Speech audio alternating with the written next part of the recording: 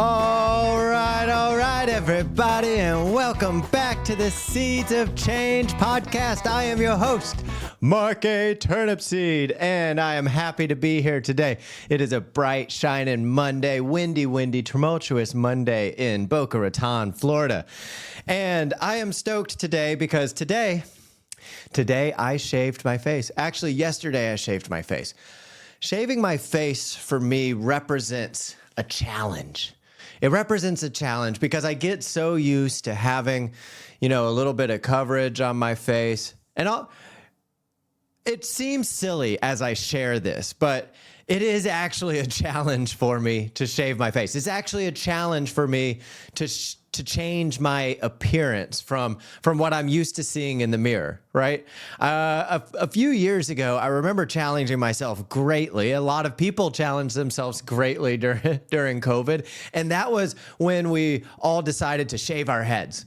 Now, I had done it because I started to feel like I was starting to lose my hair. I was starting to lose my hair rather rapidly, right? And I didn't really want to go through the whole process, the painful process of watching it start to decrease in its production. I didn't want to go bald.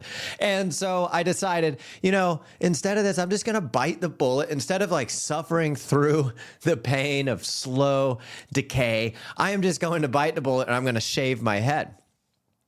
Well, I had no idea what I was in for when I did that. And I don't think a lot of people across the U.S. during COVID, a lot of guys were really into what was going to happen psychologically when we shaved our heads. But for me, I actually, when it happened, a lot of things happened, actually. It was a very stimulating situation. I remember taking the buzzer to my head and actually getting a little bit of sexual excitement from it, right? I was so confused by it because I was shaving my head and it was so interestingly stimulating and nerve-wracking in a sense that it almost caused some sort of stimulation inside of my arousal states. And I really was confused by it. But anyway, I started to recognize that as I go through, serious challenges, that stimulation, right? That stimulation when I really don't think that I can see myself doing something, and then and as I'm doing it, that sort of stimulation can really fill me up in ways that even sex can fill me up, right? Like for instance, when I'm working out, right? I often like to kind of sexualize the energy behind my workout, if that makes any sense. I like to look at my muscle and really breathe into it and really feel like the endorphins and feeling the chemicals as they start to change as I lift up one rep. You can feel the chemicals as you begin to get more and more mindful and more attached to who you are and how the body functions, how the thoughts flow through you. Then you're going to start to experience a different chemical when you're down here and a different chemical when you're up in the full upright position and a different chemical as you're letting go. The eccentric and concentric motions of fitness, for instance, they release different chemicals. And as you start to get more and more invested in your fitness and spend more and more time in it, then you're going to start to recognize that these chemicals serve different purposes. And you can actually really put your mind into these chemicals, and you could start to recognize that these chemicals are the same types of chemicals that go on during sex, during work, during your rush hour traffic. It's the same type of chemicals. And so learning how to harness and fasten them in fitness can help you learn how to harness and fasten them outside of that, right? But now for something along the lines of, that term is called generalization, by the way. And generalization is going to be a very important concept in almost everything that we talk about in the Seeds of Change podcast. Generalization is basically when you learn some sort of psychological aspect about yourself in one area of your life, like diet or like fitness, and then you take that the lessons that you learned in it, you take those lessons and you apply it to other areas of your life, right? So if I learn to be disciplined in my diet and I learn to eat healthy in my diet, then I can take that into other areas and I can learn that the stuff that I put in my relationships is also going to feed me much like the food in my diet, right? So the diet that I'm having can be generalized to having healthy relationships, right? You can do the same thing with anxieties. So cold water plunging, for instance. When I started cold water plunging about 9 years ago, it was on accident after I had a panic attack in the water, and I decided that I wouldn't take warm showers. I was going to take cold showers until I was comfortable enough to be inside of the cold that I could always catch my breath, so I would never have a panic attack when I thought I was going to die in the water. So what ended up happening by me constantly putting myself under the pressure of this cold water every single day for 2 years, I developed a stronger ability to control my anxiety. When my sympathetic nervous system starts to go out of control, I start to breathe fast. My heart starts to pound, my palms get sweaty, and I'm getting anxious.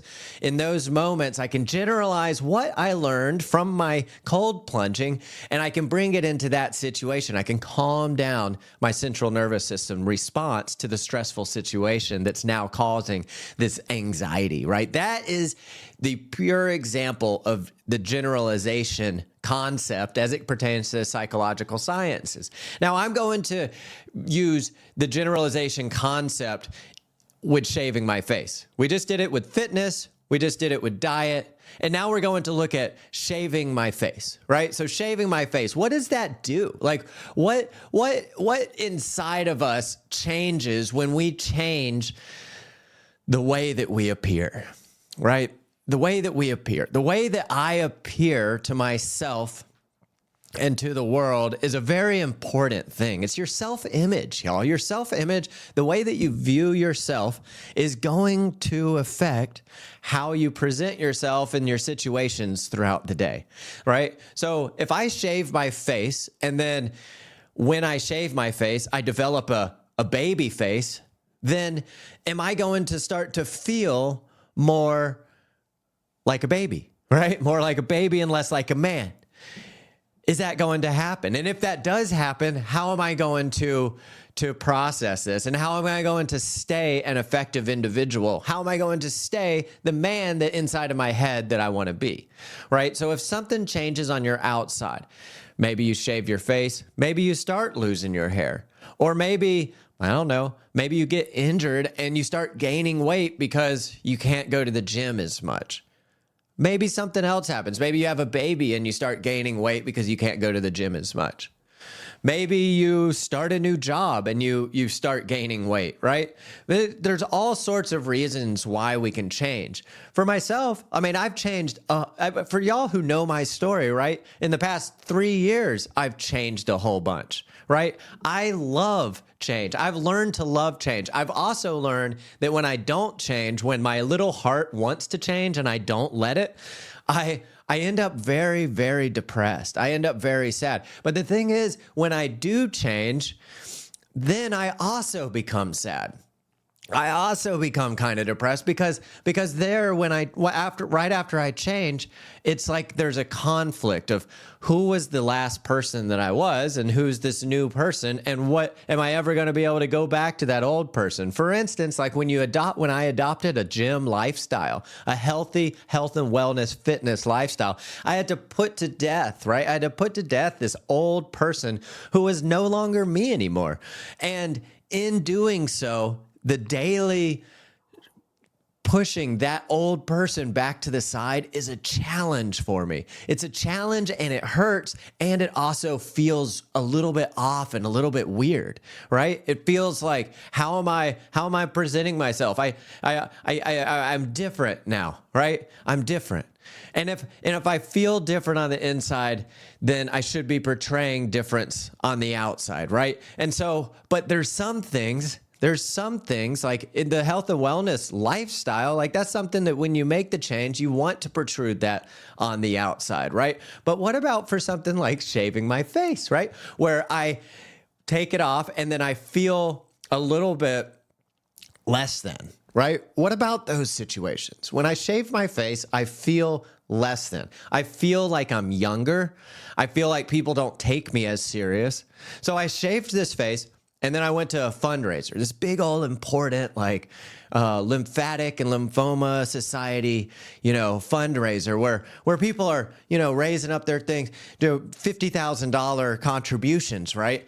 And I'm sitting next to this man. I'm sitting next to this doctor who I think that in other situations might have not responded this way, but I'm sitting there having a talk with him, and I'm talking about, the wonderful advances that we're making. He's talking mostly about the wonderful advances that he's making in the research of cancer. And I'm so thrilled about it. And then he leans over to me and he goes, "So did you rent that tux?" Actually, he said something along these lines. "Do you even own a tux? Did you rent that tux for the night?" And I looked over him. I said, "How old do you think that I am? That I wouldn't have a tux?" I mean, I guess not everybody has a tux, but man, I do a lot of these. I do a lot of these events. I've got to have a tux. I also do a lot of weddings. I got to have a tux. I don't know. I guess a lot of people don't, but really, I'm 36 years old. I should probably have a black tie attire to be able to go. I don't really understand what he was thinking there, but it also made me recognize it. My girlfriend, right before leaving, she said, "Oh, look at you. You shaved your face. You got a baby face," right? So I know that I look younger, right, when I shave my face. And I know that when I look in the mirror, even, it makes me go, who is this guy? I'll be walking through my house and I'll look around the mirror and I'll get shocked. I'll jump a little bit because I don't really recognize who I am. And it sounds like sometimes when I'm out in public, that incongruency of I don't really recognize who I am comes out with other people too, because they ask things like, "Do you even own a tux?" while I'm wearing one, sitting at a fundraiser with them. Like, an equal with them sitting at their fundraiser, and they're asking me if I don't know. It baffled my mind a little bit. I didn't take it too personal in the moment, right? I didn't take it personal in the moment until afterwards. And I was like, that was a very curious question that he asked me, but I wonder if it relates to me coming off as younger because my face is shaved. Now, I know that I'm not alone out there. We all have these little things that we do to our appearances. We have these little tweaks that we might make to our personality that are going to be a challenge. Now, one thing I like most about these little challenges is that when we do these little challenges, they're kind of humbling, right? They're kind of humbling because they challenge me to recognize what is truly me, what feelings that come in. What truth about me is really true? How can I be the same in this situation? No matter what I'm wearing and no matter what I look like and no matter what I present as.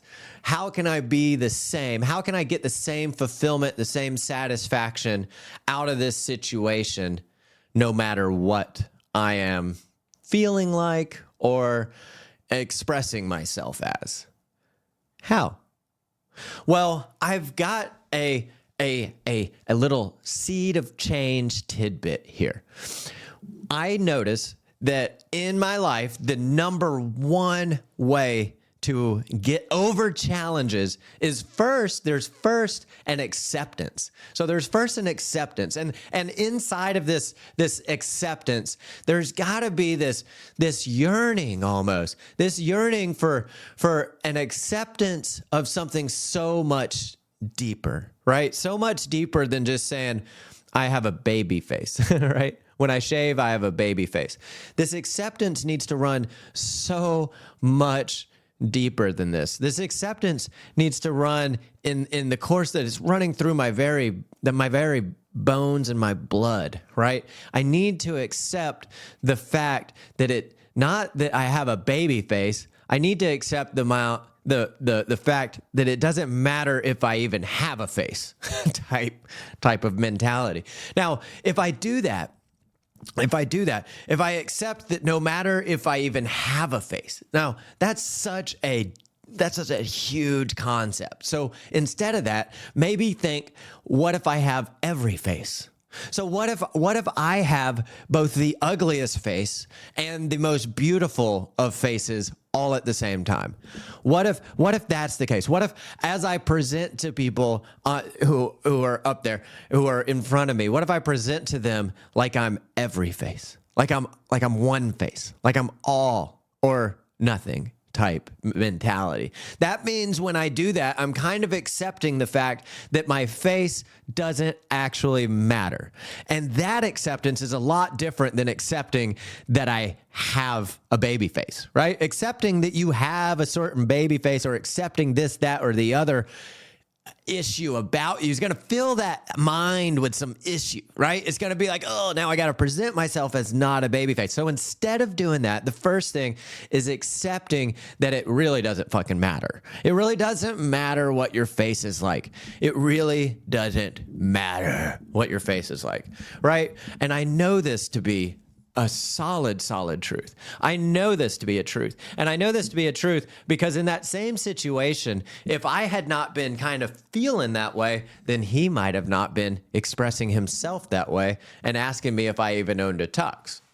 You know, I don't know. It might have been the case. We can't ever say that. But I can say that I know for a fact that my fulfillment in the situation would have been different. My interaction, my takeaway would have been different had I had been more centered in that place. The second thing that I recognize is really, really important, right? After I accept something, the number one thing that I have to do is always prioritize. Okay? Prioritize means you might not be perfect at it, but prioritize being open and vulnerable. Being open and vulnerable rather than being closed and shoving off something that's there, something that's apparently there. Open and vulnerable with it. Now, when I'm open and vulnerable with it, here's what happens in that situation. So if I'm not open and vulnerable with it, then I start to resist the situation. He says something like, "You don't even own a tux, you little kid," while I'm sitting at the table with him, enjoying the wonderful dinners. And by the way, he didn't make a big fund either. He didn't fundraise either. So, you know, neither one of us were sitting there like big, huge spenders, like I'm better than you, right? Neither one of us were more the colleague than the other. Yet, at the same time, that thing was happening. So once that thing happens, if I'm closed off and not vulnerable, if I'm closed off and I have not accepted it, if I have not accepted that it doesn't really matter, right? That I have a baby face, or it doesn't really matter that I have acne, or it doesn't really matter that I'm a little bit overweight. If I have not accepted that, then the next step, the vulnerable, open part, is going to be freaking impossible. You've got to become open and vulnerable so that you can not take so personal the things that come at you in this world, right? So if I'm open and vulnerable and I've accepted it, then when that situation comes and he responds, "Do you even have a tux, or did you rent that tux?" Then I'm able to then laugh about it with him. I'm able to laugh about it. I can be open and I can be vulnerable. I can open up instead of guarding and instead of being like, "Of course I have a tux, motherfucker. I'm 36 years old. Look at me, my big boots. I'm a big boy. I'm a big man." Instead of putting off that bullshit hyper masculine vibe that it's just horrible, man. It like ruins the world. Instead of putting on that, I can laugh at myself. I can open up. I can be vulnerable. And instead of trying to insert myself and push myself, and like in the podcast last week where I talk about instead of pushing and inserting myself into this situation to prove that I'm a man, then I can just pull back a little bit and I can laugh with him about this whole other thing. I can laugh with him about my baby face. I can laugh with him about me, how I look young. And then all of a sudden we develop a type of friendship Being open and vulnerable develops a type of friendship, right? And in that situation, all of a sudden, I start to recognize myself differently. I start to recognize myself with more love. I start to recognize myself with more potential. I start to recognize myself as not a slave behind my looks and my features, and rather a person with gifts that gets to come in and celebrate no matter what it is on this face, no matter what it is on this body, because I'm open and vulnerable about it, right? And so when I'm open and vulnerable about it, that means that I can breathe. I can breathe and I'm free to talk whatever I want to talk about. You know, I don't have to prove myself in any situations because I'm open and vulnerable. You can accept me for how I am because I've accepted me for how I am. Now, I've got to say that living this style of life is tremendously better than the other one where I always lived, where I was trying to prove myself, right? Because now when I shave my face, I actually like it. I used to shave my face, no lie. A year ago, I started to see a counselor. 2 weeks on our second week or something like that, I came into the counseling session and I had just shaved my face, and I told her that I barely felt like I could talk to her because I felt like a different human being.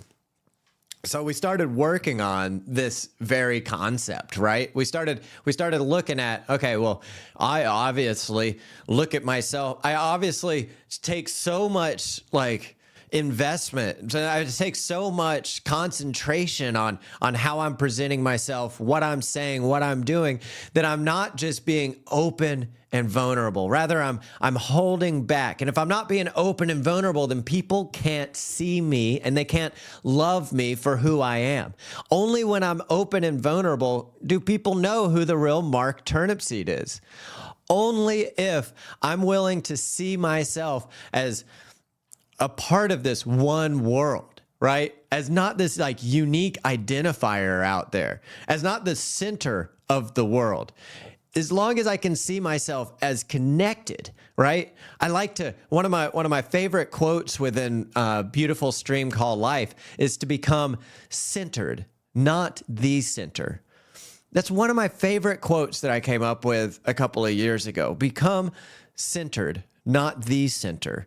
Because it's so easy when you start thinking about mindfulness to become the center of your mindfulness. But that's not what mindfulness is about. It's about becoming centered. And if you're becoming centered, then you're open and vulnerable to everything that's coming in, and you let it flow out and flow through you, everything that's coming in.